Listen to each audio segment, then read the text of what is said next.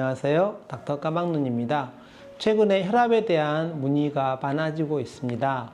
가장 대표적인 문의는 혈압약을 먹었더니 너무 무기력하고 힘이 빠지고 삶에 의욕이 없어요. 이게 가장 많고요. 두 번째는 내가 꼭 이 혈압약을 이렇게 먹고 있는 것이 옳아요 라는 문의도 많고요. 어떤 경우는 혈압약을 먹고 있는데 그럼에도 불구하고 혈압 조절이 안 돼요 이렇게 오시는 분들이 있습니다.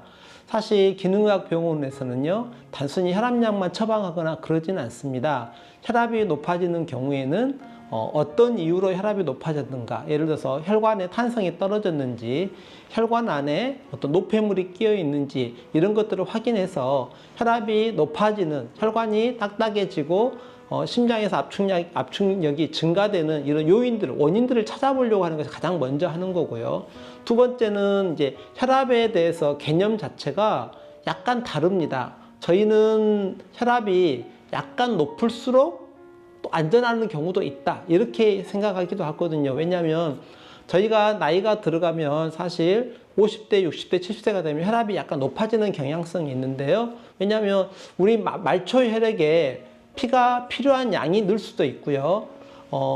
혈관이 딱딱해지거나 경화되거나 혈관 안에 노폐물이 끼어가지고 혈액순환이 잘 안 돼서 거기를 뚫고 보내려고, 혈류를 보내려고 심장에서 혈압을 높이는, 압력을 증가시키는 경우도 없지 않아 있거든요. 그래서 그런 이유로 혈압이 높아졌다 그러면 무작정 혈압이 높다고 해서 혈압약을 낮추는 것만이 능사는 아니라고 생각합니다. 그럼에도 불구하고 현대의학에서는 가면 갈수록 혈압을 낮추려고 시도를 하는데 그 이유는 겁이 나기 때문입니다. 왜냐하면 가끔 가다가 높은 혈압이 조절이 안 돼서 뇌혈관 사고가 납니다. 뇌출혈이 일어나거나 약해진 혈관들이 이제 펑크가 나거나 이런 현상이 벌어지게 되면 큰 책임이 따르기 때문에 의료진은 어떻게든지 약을 써가지고라도 낮은 혈압을 유지하려 하는 경향이 있습니다. 이건 겁이 많은 거죠. 저는 어떻게 생각하냐면 각각에게 적정 혈압을 먼저 찾아야 되고요.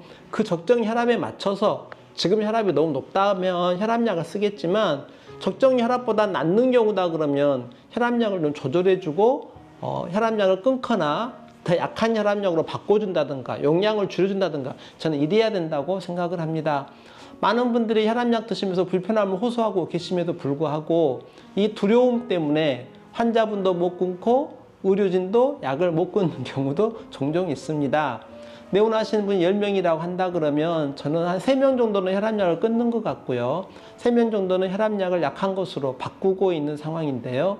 이렇게 하는 과정에서 반드시 필요한 게 하나가 있는데 그게 어떤 거냐면 집에서 하루에 2-3차례, 3차례 이상 혈압을 재가지고 그것을 기록해가지고 갖고 오는 겁니다. 그러면 저는 그것을 보고 이분에게는 혈압약을 이렇게 조정하면 좋겠다. 이분에게는 약을 끊어보는 시도를 해볼 수 있겠다. 혹은 약을 끊었을 때 이 정도 혈압이 유지가 되고 있으면 계속 끊어도 되겠다. 아니면 다시 혈압약을 복용해야겠다. 이런 판단을 할 수 있기 때문에 제일 중요한 것 중에 하나가 혈압을 계속 적어 오시는 겁니다. 그래서 처음 오시는 분도 제일 오신 분은 지난 2-3개월간 드시는 혈압약도 적고 몇 시에 먹었는가도 적고 그때 혈압도 적고 다 적어가지고 갖고 오시거든요. 그러면 그걸 보고 다른 검사 결과하고 종합해서 평가하고 해석해서 약을 조절해 드리는 것도 가능합니다. 그래서 혈압약 드시면서 불편한 증상을 호소하신 분들은 기능의학 의사도 한번 만나서 상담해 보시길 원합니다.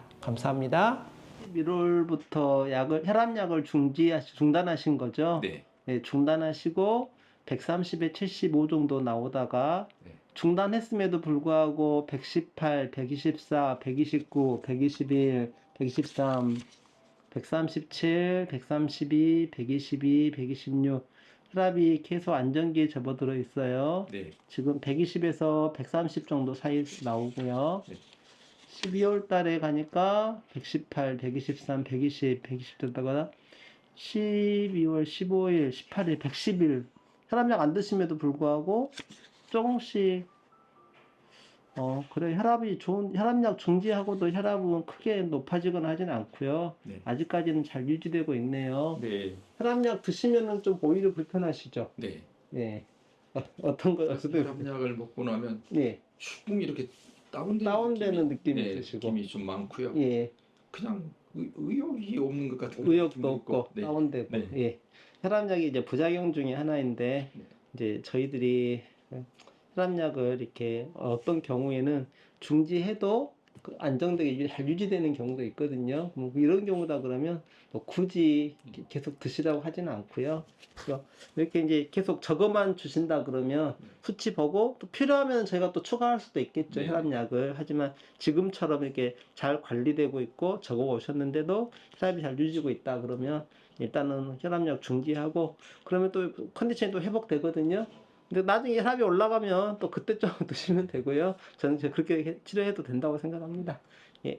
그러니까 원장님이 그때 이제 한번 멈춰보라고 해가지고 멈춰본 거거든요. 이게. 예. 근데 이제 의사 입장에서 혈압약을 멈춰보세요. 이렇게 말하는 것은 사실 도박이에요. 멈춰가지고 혈압 올라가면 이제 한 소리 듣거든요.